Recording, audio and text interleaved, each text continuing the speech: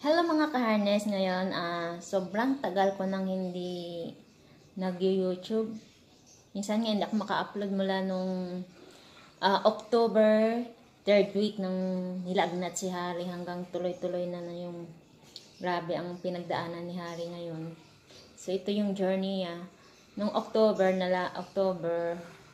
nilagnat siya. Akala ko lagnat lang, check up lang kami sa clinic. Tapos hindi gumaling. Binalik ulit sa clinic, ganun pa rin ang nararamdaman na mabigat ang ulo, na laging nahihilo, hindi nakapasok siya sa school noong November. Nung nag-periodic test lang sila ng first quarter, naka-exam siya. Pero after nun, dinala ko na talaga siya sa hospital dito malapit sa amin. So yun ang diagnose sa kanya is vertigo. Yan ang unang diagnose sa kanya is vertigo talaga.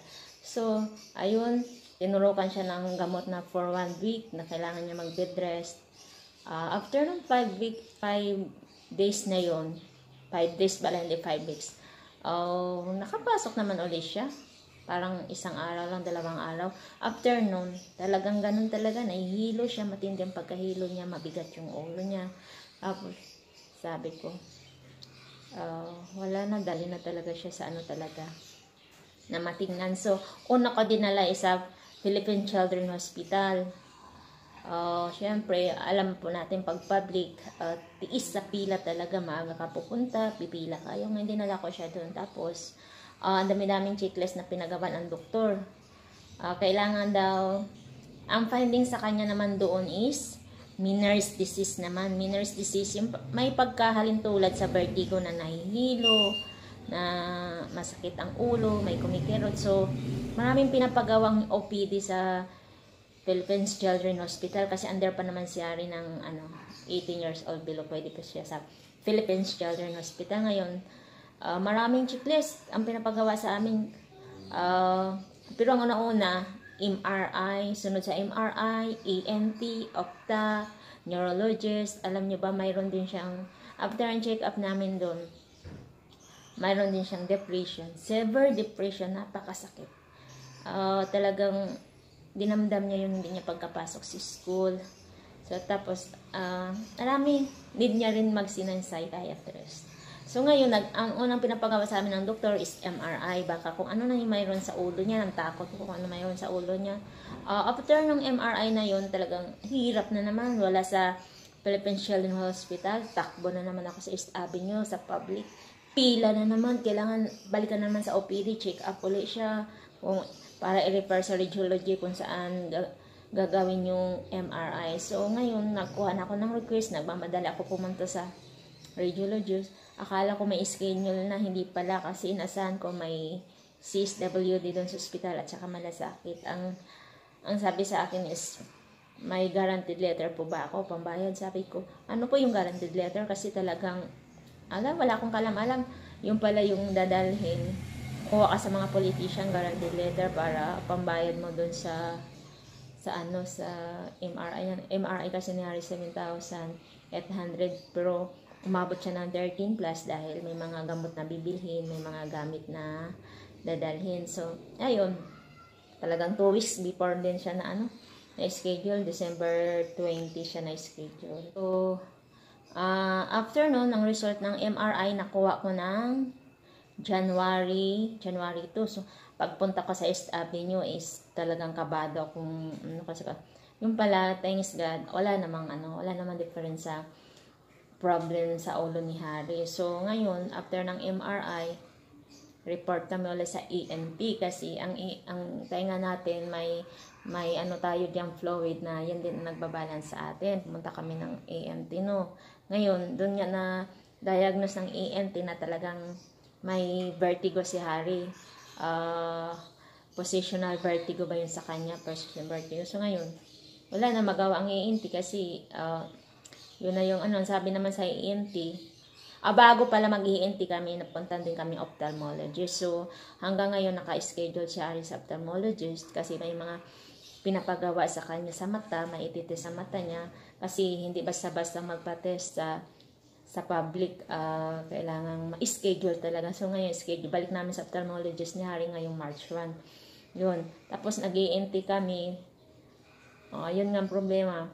Ayun nga ang diagnose ng doktor na positional vertigo daw. So, ang advice naman ng ENT, i-ano naman sa neurology. Kasi baka daw may nagsisisure dyan baka nagsisisure daw si Harry sa ulo niya. Hindi ko alam bakit iba pala yung MRI, bala yung neurology. Ngayon, naka-schedule din sa neurology ngayong March 1. Ayun.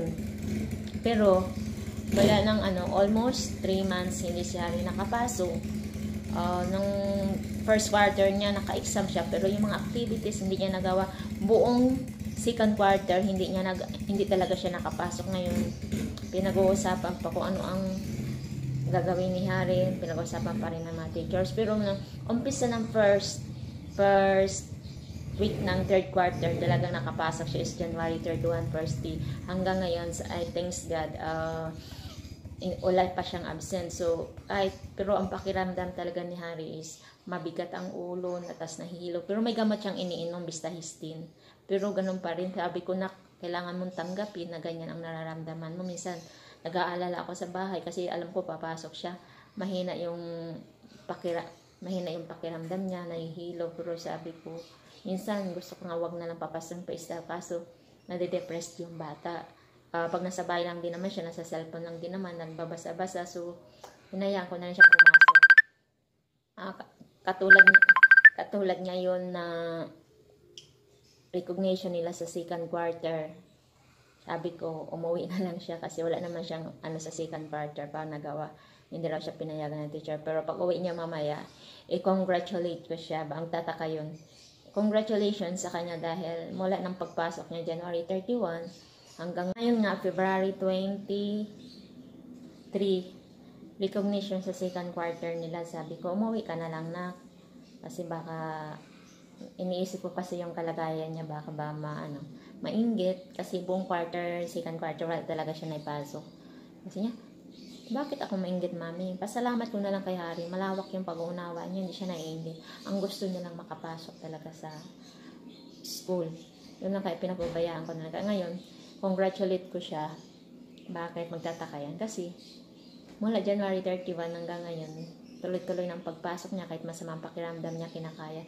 Naway maging tuloy-tuloy na po ang kanyang pagpasok at makakaya niya. Sana sa test niya sa mata niya kasi may glaucoma din sa tsaka neurology, maging okay din ang result. Kung mayroon man, wala po tayong magagawa. Kailangan tanggapin.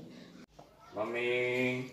Hello! Congratulations! Congratulations nak sa second quarter mo na. O bakit sinabi ni Mami congratulations? Kasi bakit? Pwede lang ba mag-congrats kung kahit walang walang award? Di ba pwede? Kaya kita congratulates kasi mula lang pagpasok mo ng third quarter hanggang ngayon hindi ka pa nakaka-absent. Sana tuloy-tuloy na. O ano yan? Bakit may frame? Ala, di tayo nagbayad niya nak. Ha? Hindi ko rin po alam kung ano po nangyari Ipakita mo nga dito. Wala tayo may bayad yan eh. Hindi ako nagbayad. Pakita mo picture. Ayan tanggalin mo. Bakit Ha? Anong sabi? Ang sabi lang po sa akin ni ma'am, regalo na namin ito sa iyo. Bakit Ngayon, namin? second quarter. Sinong namin? Hindi ko po alam bakit namin po. Baka, Bakit regaluhan ka second quarter? Harap ka dito. Wala kang kano-ano eh. Wala ka pang nagagawa sa second quarter, di ba? Ha? okay. Recognition kasi nila ngayon. Kaya congratulate ko na lang siya. Hindi pa siya nag-absent mula ng pasok niya ng January 31. Naway tuloy-tuloy na. Wow. Patingin dito. Oh. Glass.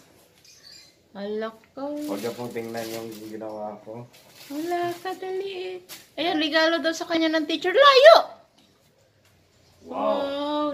May bayad kasi yung photo frame na yan. Hindi ako nagbayad. Kaya nagulat ako na may frame siya. Wow! Thank you pa sa teacher. Wow. Thank you ka sa kanila. Thank you very much. Sa lahat po ng mga magulang po, mga classmates, magulang ng classmates.